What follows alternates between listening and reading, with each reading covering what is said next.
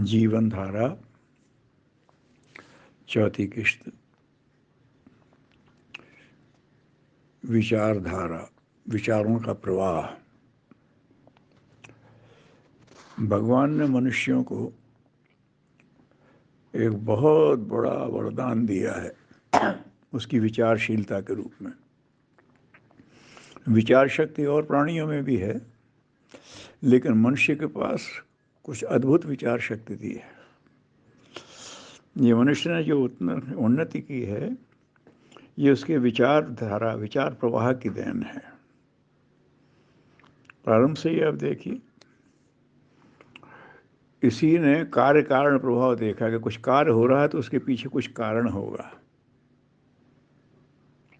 बस अब उससे वो खोजना शुरू कर दिया। उसने फल गिरते हुए देखा तो इसके पीछे कुछ कारण होगा। गुरुत्वाकर्षण का सिद्धांत खोज लिया। प्रकृति में तो वो सब है, लेकिन उसे खोज लिया। भाप से ढक्कन को उठते देखा तो देखा उसमें तो वजन उठाने की ताकत है, तो उसकी गहराई में गया तो स्टीम इंजन बन गया। ये विचार की फेंक थी, और कोई नहीं जाता इस विचार की फेंक पे। उसने देखा आकाश में बिजली चमक रही है, और बिजली गिरती है तो जाने क्या क्या कर जाती है। इसमें कितनी शक्ति है, तो ये ऊपर कैसे पैदा होती है, तो इसे हम भी पैदा कर सकते हैं क्या। बस विचार किया उसने कि ये बादलों का घर्षण होता है, उससे ये हो जाता, घर्षण से हो सकती है। बस वो छोटे छोटे प्रयोग करके आज देख रहे हैं बिजली का कितना बड़ा वो काम कर दिया। कहाँ से आती है बिजली किसी को कुछ नहीं पता, लेकिन विचार ने सोच लिया कि जो विश्व में समाई हुई बिजली है, कोई बाहर से इंपोर्ट तो नहीं होती। बिजली ख़त्म हो जाए कहीं नहीं है। वो तो एक ऐसा तंत्र बना दिया मनुष्य की विचार शक्ति ने कि वो जो विद्युत है पदार्थ के अंदर, जो गुड कंडक्टर्स हैं, वो प्रवाहित होने लगती है।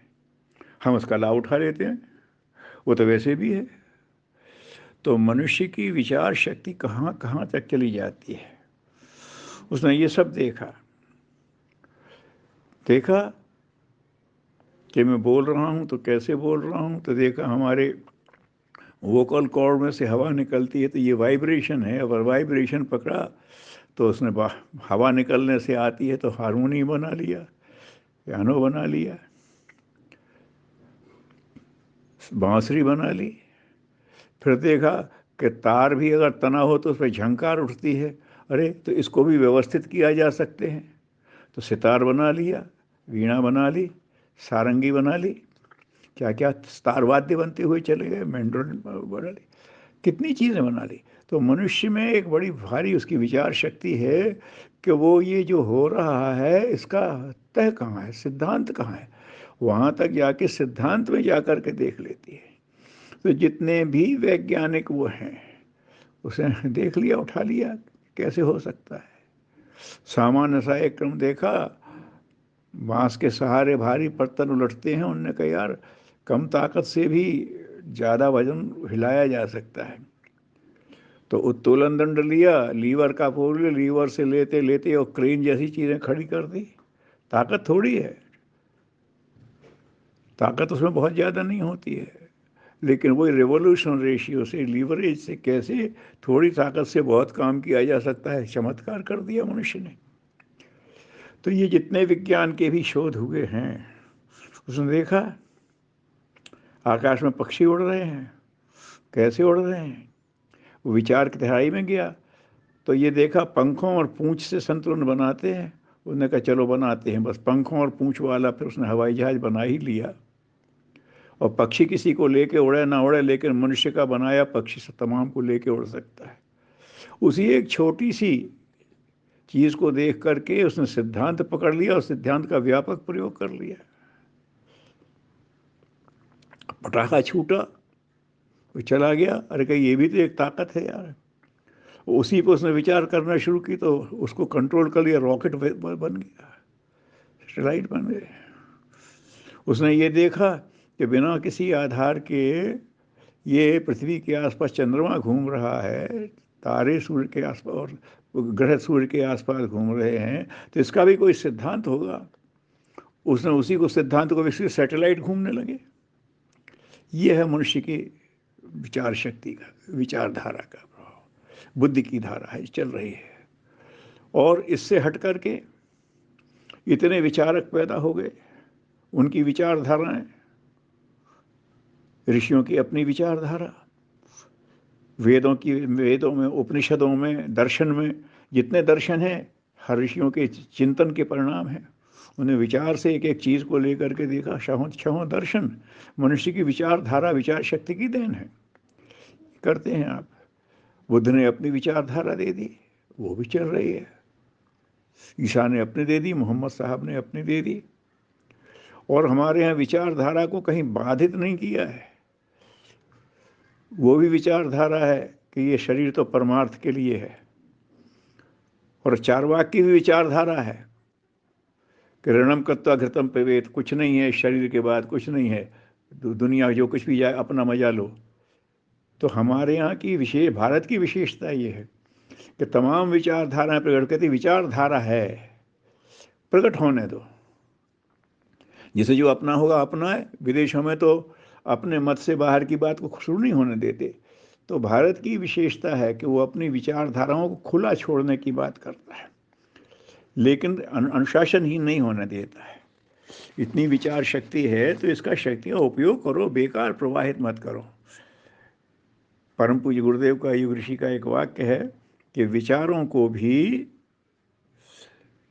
आवारा कुत्ते की तरह किसी भी हांडी में मुंह डालने के लिए नहीं छोड़ना चाहिए। मतलब हम विचारों को खामखा छोड़ देते हैं। कहीं भी जा रहा है, अरे क्या पड़ी है, विचार करने में इतनी क्षमता है इसमें, तो इसको सार्थक लगाओ ना, उपयोगी में लगाओ, जिससे अपना कोई मतलब उसकी समीक्षा कर रहे हैं। चलो अगर ऐसी स्थिति उचित क्या है, सोच लो फिर रख लो। फिर बार बार सोच रहे हैं, ये भी एक अहंकार है। देखो मैं कितना अच्छा सोच रहा हूँ। अब ये क्षरित हो रही है बेकार विचारधारा, बेकार सोच चले जा रहे हैं। क्यों सोचें? अरे किसी ने सोचने का निमंत्रण दिया है और तुम सोचोगे उसका भला हो जाए। नहीं, मेरे पास आए तो सोच लो एक बार, फिर रख लो। लेकिन बार बार सोचते हो, बार बार तो अपने अपने चिंतन का एक अहम होकर के चिंतन शक्ति को बर्बाद कर रहे हो। अहम जहाँ आता है वहाँ अपनी शक्ति को बर्बाद करता है। तो अगर चिंतन में ही वो बात जुड़ेगी तो वही शक्ति बर्बाद होगी। तो गुरुदेव ने कहा कि विचारों को भी बड़ा समझ करके करो। क्यों करें विचार? अगर वो कहे कि हमारे लिए विचार करो तो कर देंगे, उसे बता भी देंगे, माने माने ना माने, लेकिन वो सुनने को तैयार नहीं। आप फिर क्योंकि अपने लिए निष्कर्ष निकाल सकते हो, यहाँ तक तो आपकी छूट है। तो विचारों की ऐसी जो चमत्कारी शक्ति है, उसी के साथ एक ये भी विचार करना है कि हम विचारों का निरर्थक क्षय तो नहीं करते हैं। हमारे यहाँ बहुत रक्त है, हमारे इसलिए खूब ताकत है हमारे अंदर, लेकिन वो हमारे अंदर कितना रक्त है ये दिखाने के लिए प्रदर्शन करके बाहर खून टपका के कौन दिखाता है? तो ये विचार की सिद्धियां हैं, विचार करके दिखाइए। तो अपनी शक्ति को क्षरण करना है, बेकार प्रदर्शन में खर्च करना है। विचार शक्ति प्रदर्शन में खर्च करने के लिए नहीं है, उपयोगिता में खर्च करने के लिए है। किसी के भी करो, अपने ऊपर करो, स्वार्थ क्या है? विचार करिए। जिसे लोग स्वार्थ कहते हैं, वो हमारे अस्तित्व का प्रश्न भी तो हो सकता है। हम अपने बारे में विचार नहीं करें तो हमारा निर्वाह कैसे होगा? हमारा स्वास्थ्य कैसे ठीक रहेगा? हमारा मन कैसे ठीक रहेगा? हमारा परिवार कैसे ठीक होगा? हमारा वातावरण कैसे ठीक होगा? ये हमारा है। अब आप स्वार्थ कहते हैं? नहीं, अगर आप विचार को इधर लगाते हैं तो स्वार्थ गलत नहीं है। स्वार्थ है हम स्व हैं, हम सुरक्षित हैं तो ही हम परमार्थ कर सकते हैं, ये मत भूलिए। अगर हम हैं, हमारा अस्तित्व सुरक्षित है, तो अपने आप को, तो स्वार्थ का भी गलत उपयोग होता है। अब स्व को ही केंद्रित हो जाते हैं तो फिर संकीर्णता आ गई। ऋषि ने कहा है, युग ऋषि ने, कि संकीर्ण स्वार्थपरता वो बिगाड़ती है। स्वार्थ तो आदमी का अस्तित्व का आधार है। स्व रहेगा तो ही बात चलेगा। अगर हमारा शरीर है तो ही हम परमार्थ करते हैं, हमारा मन ठीक है तो ही हम किसी को मन से सहारा देंगे, हमारी बुद्धि ठीक है तो भी हम किसी को बुद्धि से मदद करेंगे, हमारी आत्मशक्ति ठीक है तो हम तभी हम किसी को आत्मशक्ति से मदद करेंगे।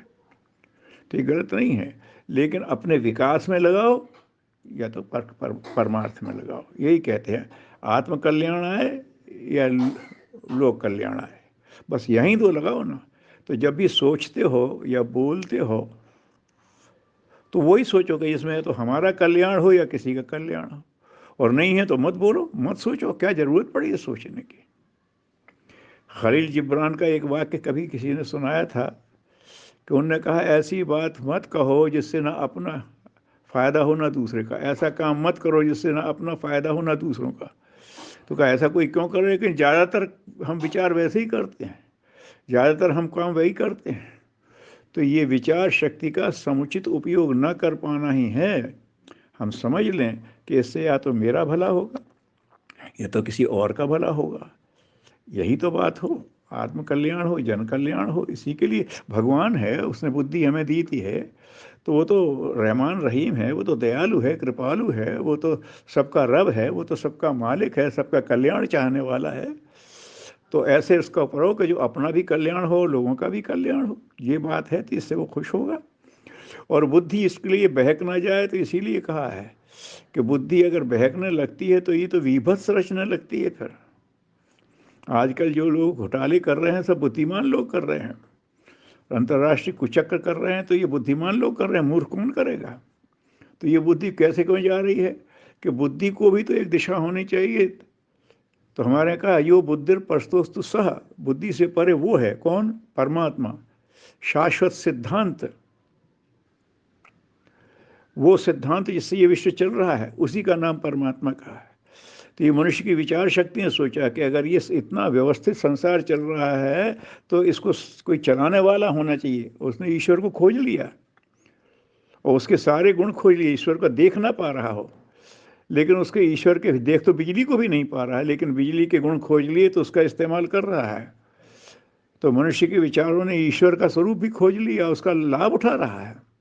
आस्था से क्या क्या कमाल हो रहे हैं, ईश्वर के प्रति आस्था। तो बुद्धि को ईश्वर के मतलब आदर्श के प्रति समर्पित रखो, बस इतना ही उपयोग करो। तो बुद्धि के ऊपर भी अगर नियंत्रण हो जाएगा तो उसी का होगा। यो बुद्धि परतोस्तु सह, उसके ऊपर तो उसी के साथ होना चाहिए।